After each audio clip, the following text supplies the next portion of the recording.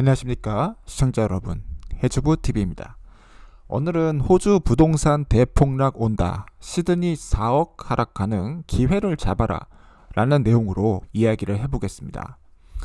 최근에 나온 기사에 따르면 가장 안 좋은 시나리오의 경우 호주 집값이 45%까지 떨어질 수 있다, 호주 금융 대재앙이 찾아올 수 있다, 이렇게 이야기를 하고 있는데, 왜 그런 현상이 나타날 수 있는지, 가장 안 좋은 시나리오 안에서 우리가 발견할 수 있는 기회는 어떤 것인지에 대하여 말씀을 드려보도록 하겠습니다. 진짜 45%가 하락한다 라고 가정했을 때 시드니의 중간 주택 가격이 현재 14억에서 7억까지 떨어질 수 있다, 약 6억이 떨어질 수 있다 이야기를 하고 있습니다. 저는 영상에 처음 시작할 때 4억이 내려갈 수 있다고 했는데, 이 사람은 더 크게 한술 뜨는 거죠. 더 크게 한술 떠서 6억까지 하락할 수 있다, 대재앙이 찾아올 수 있다, 이렇게 얘기를 하고 있습니다. 그 원인은 바로 호주 금리가 계속해서 상승하기 때문이다 라고 이야기를 하고 있는 거고, 그 금리 상승뿐만 아니라 금리가 올라갔을 때 수반되는 potential recession, 경기 침체가 있기 때문이다 라고 강조를 하고 있는 부분이겠습니다. 그래서 2023년도 때 12%가 하락하고, 그리고 더 하락하는 거예요. 27%가 2024년에 하락할 것이다, 이렇게 얘기를 함으로써 토탈 43%까지가 2025년에 하락할 예정이다 라고 이 사람은 주장하고 있습니다. 그러면은 이런 주장의 근거를 살펴봐야겠죠. 저는 일리가 있다고 생각하는 게, 이자가 4% 이상으로 상승이 가능하다라는 것이죠. 4% 이상으로 이자가 상승한 상태에서, 그 상태에서 인플레이션이 높게 유지가 되는 거예요. 물가가 쉽게 안정되지 않는 거죠. 금리를 4%까지 올렸을 때 그런 경우에서 리세션이 찾아오고 경기 침체가 올 수밖에 없습니다. 금리가 높으면은 사람들이 소비를 안 하고 돈을 은행에다 넣어놓기 때문이죠. 경기 침체가 오면은 기업들은 사람들한테 월급을 많이 주기가 힘듭니다. 내가 먹고 살기 힘든데 어떻게 근로자들한테 월급을 많이 줄 수 있겠습니까? 그래서 웨이지 그로스, 임금 상승이 약화된다. 경기가 침체가 되고 임금 상승이 약화가 되고 인플레이션이 쉽게 잡히지 않아서 고금리가 높게 유지되었을 때 모기지는 7% 이상 날아가 버리는 거예요. 로켓처럼 날아가 버립니다. 모기지 금리가 7% 이상인 상태에서 사람들이 버틸 수가 없게 되는 거죠. 그 상태에서 나올 수 있는 최악의 시나리오가 바로 시드니 주택가격 6억 하락, 멜버른 주택가격 4억 하락, 이렇게 된다라는 것입니다. 그랬을 때 집이 있는 사람은 마음이 아프겠죠. 마음이 아프고 좀 어려운 시기를 겪을 수도 있습니다. 그런데 버텨야 됩니다. 그리고 집이 없는 사람은 집을 살 수 있게 준비를 해야 되는 거예요. 기회가 왔을 때 기회를 잡지 못하면은 그것만큼 아쉬운 일이 어디 있겠습니까? 그래서 이런 최악의 시나리오가 상정되었을 때, 근데 이 최악이 오지 않고 유연하게 넘어갈 수도 있습니다. 그런데 이런 최악의 시나리오가 닥쳐왔을 때 그 기회를 잡을 수가 있어야 된다. 그래서 제가 말씀드리는 거는 2023년도 때, 2024년도 때 그런 기회가 올 수 있기 때문에 시장은 예의주시해야 된다라는 것이죠. 이미 세계 경제가 굉장히 어렵고 지금 영국의 경제가 무너지고 있다, 막 그런 소리가 들려오고 있고요.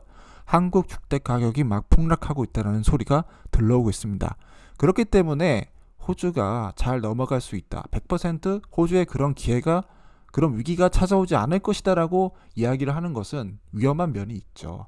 그렇기 때문에 우리는 준비하고 대비해야 된다. 거기에다가 이 사람 관점에서 주장하는 거는 ASX의 선물에 관련된 곳에서 체크를 해보니까 이자가 4.1%가 2023년도까지 유지가 되더라. 그렇기 때문에 선물 시장에서 반영되는 것이 RBA에서 나오는 것보다 더 정확할 때가 있었다. 그렇기 때문에 아무래도 2023년도에는 4.1% 이상의 이자가 유지될 가능성이 있고, 지금 이 시나리오가 그런 현실이 될 가능성이 굉장히 높다라는 것을 강조를 하고 있는 부분이겠습니다. 그래서 우리 시청자 여러분들은 25% 집값 하락이 오고 시드니 집값이 2억, 3억 이렇게 하락했을 때 그때 잘 기회를 잡으시기를 바라겠습니다. 그리고 또 이 사람이 얘기를 하는 것이 호주 가계에 엄청난 압박을 가하게 될 것이다. 무엇이? 금리가 그런 압박을 가하게 될 것이기 때문에 준비해야 된다. 그래서 집이 있는 사람은 대출을 연장해야 된다. 대출을 연장을 해야 된다라고 얘기를 하고 있고, 또 돈을 이제 빌리기가 힘든 시기가 올 것이다. 그렇기 때문에 너의 신용 가용성을 확보해라. 신용 가용성을 확보해서 여러 가지 부채들을 줄이고, 또 주택 만약에 기회가 왔을 때 내가 대출을 하는 데 있어서 걸림돌이 될 장애가 될 만한 것들을 최대한 줄여서, 어떻게 보면은 현금 확보라고 할 수 있겠죠. 현금 확보하고 그리고 대비를 하는 게 좋지 않을까, 이렇게 굉장히 이 사람이 강조를 하고 있는 부분이겠습니다. 그런데 제가 이렇게 안 좋은 시나리오만 말하는 것도 또 너무 좋지 않은 것 같아요. 그래서 긍정적인 부분에 대해서 집값이 또 많이 하락하지 않고 넘어갈 수 있는 부분에 대해서도 말씀드리도록 하겠습니다. 일단은 이 케이스 같은 경우는 금리가 2.5% 미만으로 내려가는 거예요. 그리고 인플레이션이 금방 진정되는 겁니다. 그래서 인플레이션이 진정되고 금리까지 하락된 상태에서 임금까지 올라가겠죠. 임금이 왜 올라가요? 인플레이션이 진정됐으니까 더 경제가 호황이 되겠죠. 그리고 금리도 낮아요. 기업들이 대출 받고 생산하겠죠. 그러면은 돈을 많이 벌겠죠. 임금이 올라가는 겁니다. 기업들이 돈을 많이 벌으면은 그거를 사람들한테 임금을 올려줄 수가 있기 때문에, 그렇게 되면은 자, 이제 사람들이 돈이 많아졌어요. 금리까지 하락했어요. 그럼 대출도 받을 수 있어요. 집값은 하락이 줄어들 겁니다. 왜냐? 사람들이 너도 나도 집을 살 수 있으니까 금리가 높은 것보다는 더 접근성이 용이해진다라는 것이죠. 그래서 2023년도에는 2.7% 하락에 그친다. 2025년도에는 2.2% 하락하고 2025년도 후반에는 오히려 다시 집값이 상승할 가능성이 있다 라고 이야기하는 긍정적인 부분도 있습니다. 하지만 지금 전 세계에서 일어나는 일들, 그리고 경기 침체, 경기 위기, 인플레이션, 이런 것들, 강달러, 계속 전 세계 중앙은행에서 금리를 올리는 그런 기조가 그렇게 쉽게 완화될 가능성은 없기 때문에 이러한 엄청난 긍정적인 시나리오는 매우 어렵다라는 점을, 안타깝게도 제 의견으로는 이런 시나리오가 일어날 가능성은 굉장히 적다. 오히려 큰 하락이 올 가능성이 높다라는 점을 우리 시청자 여러분들께 다시 한번 말씀을 드려보고 싶습니다. 하지만 이런 케이스도 있다. 별로 집값이 하락하지 않을 수도 있다는 점을 설명드리고 싶고요.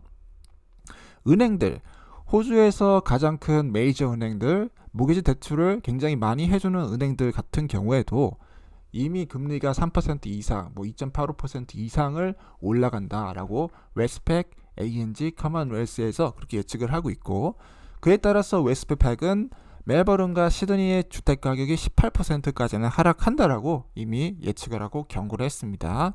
그리고 커먼웰스는 15% 가장 낮게 예측을 했고, 그런 의미로 봤을 때는 결국은 아무래도 집값은 15%까지 하락할 수 있고, 적어도 1억 5천까지는 집값이 하락할 수 있다. 시드니와 멜버른 더 하락할 수 있다는 거죠. 20%까지 하락했을 때 한 20%는 3억에서 2억 정도까지는 하락할 수 있기 때문에 이런 대형 은행들조차도 그런 큰 하락을 예측하고 있다는 점을 다시 강조드리고 싶습니다. 그래서 우리는 주택가격을 계속 확인을 하고 그 주변을 살펴보는 것이 굉장히 좋다라고 생각하고 있고, 그리고 정말 내가 지금 올라가는 금리 때문에 모기지를 상환하는데 어려움을 겪고 있다라고 했을 때는 주택 모기지론을 연장해 줄 것을 주택에 요청을 하고, 주택이 아니라 은행에 요청을 하고, 은행의 도움을 받아야 된다는 사실을 강조드리고 싶습니다. 내가 지금 집을 소유하고 싶은데 어려운 살다 보면 사람이 어려운 일이 닥칠 수 있고 예비치 못했던 일들이 일어날 수 있는 겁니다. 그런 상황 가운데서 너무 버티는 것보다는 오히려 좀 숨통을 트일 수 있는 그런 전략을 가지고 은행에 도움을 요청하고 모기지를 연장을 시켜주고, 비록 이자를 더 많이 내야 되긴 하지만 지금 당장 급한 불을 끄기 위해서는 이러한 방법들도 찾아야 된다라는 점을 말씀을 드리고 싶습니다. 그래서 이 모기지 인상 비용 그리고 어려운 상황들을 잘 극복하기 위해서는 계속해서 대비가 필요하다는 점을 강조드리고 싶고, 약 모기지 비용이 318불 정도까지 더 지금보다 증가할 수 있다는 점 말씀드리고 싶고, 결국 이번 1년 사이에 모기지 비용이 $1,000 정도가 증가했다라는 점을 정리해서 설명드리고 싶습니다. 그래서 내가 한 1억짜리, 10억짜리 집을 가지고 있다, 이런 사람들은 거의 한 달 모기지 비용만 $2,000 정도로 나갈 것으로 그렇게 설명드립니다. 그리고 이런 10억짜리 밀리언 대출 규모를 가진 사람들은 집을 한 채만 가지고 있는 사람들이 아니에요. 부자거든요. 10채, 20채, 30채 정도도 가지고 있을 수 있습니다. 근데 30채에서 이 월 상환액이 동시다발적으로 $2,000가 올라간다라고 생각해 봤을 때 부자들이 더 위기를 맞을 가능성도 있다는 거죠. 그래서 그러한 점들도 대비를 해야 된다. 한 채 가지고는 $2,000 올라갔을 때 그거 돈도 많이 부는 부자들한테는 $2,000 그거 별로 영향도 안 미친다라고 할 수 있겠지만은, 부자들이 더 많은 자산을 갖고 있기 때문에 이런 모기지는 부자들에게도 큰 영향을 미칠 수 있다. 그렇기 때문에 주택 가격이 위기가 올 수 있다라는 것이 계속 시장에서 흘러나온다라는 점을 설명드리고 싶고요. 그리고 서민들도 꽤 어려움을 겪을 수가 있어요. 그래서 10월에 이자율이 올라가면요, $50만 대출을 가진 사람들이 상환액이 $157가 추가될 수 있고, 그렇기 때문에 이러한 규모의 모기지 인상이 가능하다. 한 달에 $157, 이거를 내 머릿속에 새겨놓고 나의 재물을 관리하고 캐시플로우를 관리를 하고 그렇게 해야지 된다라는 것이죠. 그냥 묻어놓고 잘 되겠지, 무슨 괜찮겠지라고 생각하면 안 된다. 그런 것이 기본적인 재무의 계획이 돼야 된다. 잔소리가 자꾸 되는데요. 저의 잔소리가 누군가에게 도움이 될 수도 있고 누군가에게는 그냥 흘려드릴 말이 될 수 있겠지만은, 저는 시청자 여러분들이 굉장히 잘 됐으면 좋겠고요. 그리고 제가 드리는 이 정보가 시청자 여러분들의 그런 재무 플랜과 그다음 여러 가지 계획하는 부분에 있어서 많은 도움이 되었으면 좋겠습니다. 그래서 이러한 걱정되는 마음으로 이러한 부분에 대해서 계속 강조드리고 싶고, 또 기회를 잡을 수 있는 분들은 기회를 잡고, 또 버텨야 되는 분들은 버티면서 계속해서 성장해 나가기를 저는 바라도록 하겠습니다. 그래서 이번 주택 폭락이 이제 오긴 올 것인데, 그거는 역사상 엄청난 규모의 폭락이 될 수도 있고 위기가 될 수도 있다는 점을 우리 영상을 끝나면서 다시 강조드리고 싶고요. 우리 시청자 여러분들께서 그러한 것들을 잘 파악하시고 시장을 모니터링 하시고, 인플레이션 상태나 그리고 ASX의 선물 지수, RBA에서 어떤 말을 하는가, 이 사람들이 무슨 생각을 가지고 있는가를 잘 판단을 하셔서 반드시 부자가 되시기를 바라겠습니다. 이상 해주보 TV였고요. 시청해주셔서 고맙습니다.